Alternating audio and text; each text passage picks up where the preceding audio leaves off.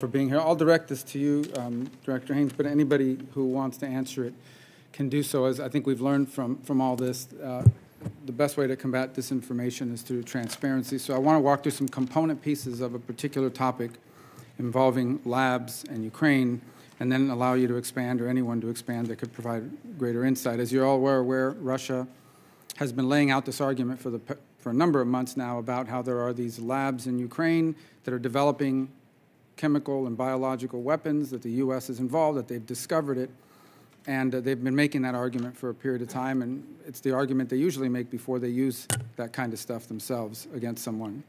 So let me just start with the question, the component pieces, and then sort of allow you to expand more on the important part of it. There is a difference between a biological research facility and a biological weapons research facility, correct? Correct. Okay. Does Ukraine have any biological weapons research facilities? No, let me be clear. We do not assess that Ukraine is pursuing either biological weapons or nuclear weapons, which have been some of the, basically the propaganda that Russia is putting out. Okay, so they do have the biological research facilities. What is our government's role in their biological research programs? So, as I understand it, Ukraine operates about a little over a dozen, essentially, biolabs, and what they are involved in is Ukraine's biodefense and their public health response, and that's essentially what they're intended to do. And I think that the U.S. government provides assistance, or at least has in the past, provide assistance really in the context of biosafety, which is something that we've done globally with a variety of different countries. So I would defer, obviously, to the details of that assistance to the agencies that are responsible for it. I guess that's the important component. Well, how do we define biosafety or biodefense? Is it the ability to have antidotes or responses if someone were to use an agent against you, if you were to have an outbreak? What exactly is that?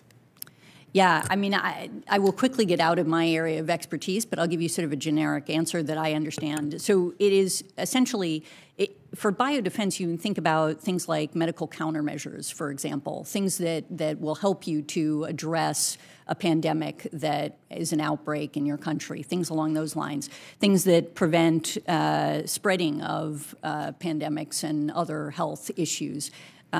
Things along those lines. And the kinds of biosafety pieces that you would be providing assistance for are things like making sure that as you're producing medical countermeasures, that you're taking appropriate precautions, that you're letting the medical community internationally know, notifying when appropriate. So that's the kind of assistance. But I, again, just, want to be absolutely clear that we do not believe that Ukraine is pursuing biological or nuclear weapons, that we've seen no evidence of that.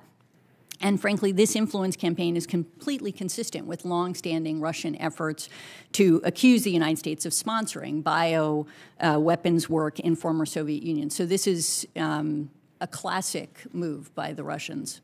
So I think the one thing that's piqued a lot of people's interest, and I hope we can address, is Assistant Secretary Nuland said a couple days ago in response to my question at another hearing, this is her quote, "The U.S. government is concerned about preventing any of these research materials from falling into the hands of Russian forces should they approach," end quote. So people will hear that and say, well, that means that there must be something in these labs that's very dangerous. They possess pathogens or something that must be very dangerous. Look, we're all coming off the trauma of COVID-19.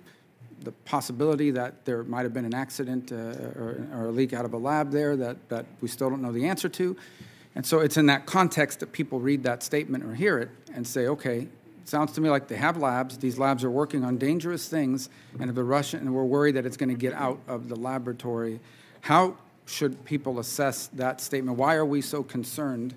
And again, I mean, I know maybe I'm asking you some questions that regard medicine and biology and research and so forth, but it's really important for this effort to understand what exactly is in these labs that we're so worried about them getting their hands on. Sure. I mean, I think medical facilities that I've certainly been in, and even as a child, done research, in high school type of thing, in college, all have equipment or,